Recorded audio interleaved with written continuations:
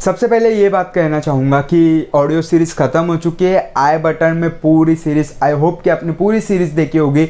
And जो कि most important बात है, क्या आपने जो सीरीज़ देखी, ऑडियो सीरीज़ मैंने तैयार की थी, आपको पसंद आए कि नहीं आपने अभी तक बताया नहीं है। जब भी आप इस वीडियो को देखो सबसे पहले जाके ऑडियो सीरीज़ के अंदर मुझे कमेंट ज़रूर करना कि आपको कैसे लगा। डे 15 के अंदर कर सकते हो कि आपने पूरी सीरीज़ देखी होगी, तो डे 15 के अंदर आप मुझे कमेंट करके बता सकते हो कि आपको पूरी की पूरी ऑडियो सीरीज़ कैसी लगी।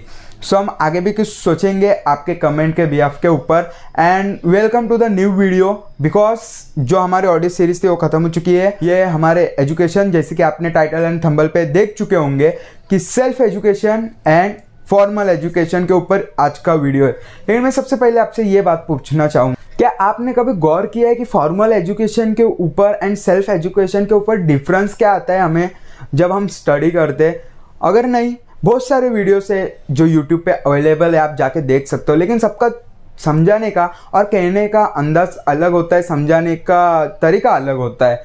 तो यहाँ पे मैंने ये टॉपिक चुना मेरे पर्सनल एक्सपीरियंस के ऊपर कि self education and formal education के डिफरेंस जो है वो आपको पता होने चाहिए। जो मेरा पॉइंट ऑफ व्यू है वो आपको भी पसंद आएगा। 5 पॉइंट्स के ऊपर मैं यहाँ पे बताने वाला हूँ, लेकिन उससे पहले कुछ आपसे कहना चाहता हूँ, उसे ध्यान से सुनिएगा। एंड आई होप कि आपने चैनल को सब्सक्राइब कर लिया होगा, नहीं किया तो अभी का अभी कर लेना, क्योंकि आने वाले वीडियोस के अंदर आप बहुत सारा नॉलेज गेन करने वाले हो। सबसे पहले बात करते हैं हम फॉर्मल एजुकेशन की। फॉर्मल एजुकेशन के अंदर जो भी आप सीखते हो उसे आप यूज़ नहीं कर सकते अपने रियल लाइफ के अंदर। आप कभी भी जो भी थ्योरेटिकल आपने चीज़ें सीखी है, क्या उसे आपने रियल लाइफ में कभी यूज़ की है? नो। आप theoretical all respects and regards, but आप फॉर्मल एजुकेशन का यूज़ सिर्फ और सिर्फ जॉब्स के अंदर एंड बिजनेस के अंदर कर सकते हो। मैनेजमेंट स्टडीज़ वगैरह जो भी आप सीखोगे उससे आप बिजनेस एंड जॉब्स के अंदर ले सकते हो। लेकिन सेल्फ एजुकेशन को आप नो लिमिट, सेल्फ एजुकेशन को आप डेवलप कर सकते हो, आप टीच कर सकते हो खुद को। जो भी आप अपने लाइफ में करना चाहते हो, जो भी आपकी हॉबीज़ होगी, आप वहाँ पे उसको सीख कर इम्प्लीमेंट कर कर अपना प्रोफेशन बना सकते हो। ये बात मैंने इसलिए कही कि फॉर्मल एजुकेशन को कुछ लोग सेल्फ एजुकेशन भी समझ लेते हैं, क्योंकि मैंने जो मेरे ही कई फ्रेंड्स के अंदर फॉर्मल एजुकेशन जो स्कूल में कॉलेजेस में सिखाया हुआ है उसे ही सेल्फ एजुकेशन के मान के चलते चले जाते हैं। एजुकेशन में ये नहीं कह रहा हूँ कि गलत है, फॉर्मल एजुकेशन के साथ साथ 10th 12th तक ठीक है, लेकिन उसके बाद आपको सेल्फ एजुकेशन के ऊपर ध्यान देना है। बिकॉज अगर सेल्फ एजुकेशन के ऊपर अब अगर ध्यान नहीं दोगे तो यहाँ पे पॉइंट ये आ जाता है कि क्या ये कर सकते हो, ज़िंदगी जी सकते हो? ज़िंदगी काटने के लिए फॉर्मल एजुकेशन एकदम बेस्ट है। अगर काटनी है तो ये करके शांत हो जाओ, लेकिन अगर ज़िंदगी को जीना है तो सेल्फ एजुकेशन के ऊपर ज़रूर ध्यान दो। तो आते हैं हम self education versus formal education, जो कि हमारा टाइटल है एंड थंबनेल है उसके ऊपर। तो सबसे पहले बात करता हूँ सेल्फ एजुकेशन के ऊपर। सेल्फ एजुकेशन के अंदर जो सबसे पहला पॉइंट है वो है स्मॉल इन्वेस्टमेंट। मैं नो इन्वेस्टमेंट यहाँ पे नहीं कहूँगा, क्योंकि मैंने जो सारी चीज़ें सीखी, अगर आप जानना चाहते हो कि मैंने इन 2 साल में या लॉकडाउन में क्या क्या सीखा है, तो यहाँ पे जो मैं शो कर रहा हूँ आपको, मेरा Instagram handle link description and comment box में भी दे दूँगा, जाके चेक करना कि मैंने क्या क्या सीखा है। 2020-2022 2021 के सर्टिफिकेट्स आपको शो हो जाएंगे, हाइलाइट्स के अंदर आप चेकआउट कर सकते हो। तो आते हैं हम हमारे वापस टॉपिक की ओर। Small investment, yes small investment, आपको ज़्यादा कुछ नहीं करना है। स्मॉल इन्वेस्टमेंट, जो भी आप सीखना चाहते हो वहाँ पे आपको इन्वेस्ट करना है। ये नहीं कि अगर आप स्कूल में जाओ। अब आते हैं हम फॉर्मल एजुकेशन के ऊपर, जो है high, very high investment. Yes, मैं इसे इन्वेस्टमेंट ही कहूँगा, स्पेंड भी कह सकते हैं, लेकिन इन्वेस्टमेंट हम कुछ सीख रहे तो इन्वेस्टमेंट सही रहेगा। तो यहाँ पे मैं ये कहना चाहूँगा कि ये डिफरेंस देखिए कहाँ पे। जो आप यहाँ पे सेल्फ एजुकेशन के अंदर सीखना चाहते हो उसकी सिर्फ आप प्राइस पे करते हो, लेकिन अगर आप स्कूल में जाओ और कहो कि मुझे मैथ्स में इंटरेस्ट है, मैं इंग्लिश नहीं सीखना चाहता, मैं सिर्फ मैथ्स के ही फीस दूंगा, क्या ऐसा हो सकता है? नो। आपको history, geography, maths, English, Hindi, सब के जो आपके सब्जेक्ट्स होंगे उन सब के आपको प्राइस पे करना है एंड सबको सीखना है। लेकिन सेल्फ एजुकेशन के इधर आपको वही पे करना है जो आप सीखना चाहते हो। सेकंड पॉइंट है हमारा सेल्फ एजुकेशन के अंदर नो टाइम लिमिट। आप 15 ईयर्स के हो, आप 20 ईयर्स के हो, आप 25 ईयर्स के हो, 35 ईयर्स के हो, 45 ईयर्स के हो, 60 ईयर्स के हो, 65 ईयर्स के हो, आप सेल्फ एजुकेशन ले सकते हो, सेल्फ स्किल्स डेवलप कर सकते हो और सीख के उन्हें इम्प्लीमेंट करके अपनी हॉबीज़ को डेवलप कर सकते हो। लेकिन यहाँ पे फॉर्मल एजुकेशन के इधर लिमिटेड टाइप, आप इंजीनियरिंग करना चाहते हो, आप डॉक्टर बनना चाहते हो, आप कौन से भी प्रोफेशन में जाओ, 4 to 6 ईयर्स आपको देने ही होंगे।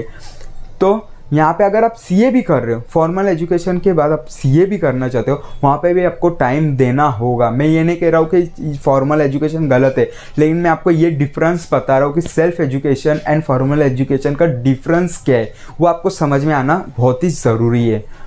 तो सीए भी आप अगर बनना चाहते हो तो यहाँ पे आपको टाइम देना ज़रूरी है, 4 to 6 ईयर्स का टाइम देना ज़रूरी है। लेकिन सेल्फ एजुकेशन के अंदर आप कभी भी सीख सकते हो, किसी भी एज लिमिट, कोई लिमिट नहीं है, आप किसी भी एज में हो आप सीख सकते हो। थर्ड पॉइंट जो कि मोस्ट इम्पॉर्टेंट है, कंपटीशन। सेल्फ एजुकेशन के अंदर नो कंपटीशन। सबकी फील्ड्स अलग होती है, सबकी फील्ड्स अलग होती है, लेकिन फॉर्मल एजुकेशन के अंदर वेरी हाई मैं कहूँगा कि कंपटीशन होता है। जब मैं 8th से मैंने 10th क्लास तक ये चीज़ें देखी है कि अगर आप स्टूडेंट हो ना, आप अपने क्लास में जाइए और ज़ोर से चिल्लाइए कि इस साल एग्ज़ाम्स में, फाइनल एग्ज़ाम्स में टॉप कौन करना चाहता है, सबके हाथ ऊपर हो जाएंगे ऐसे करके।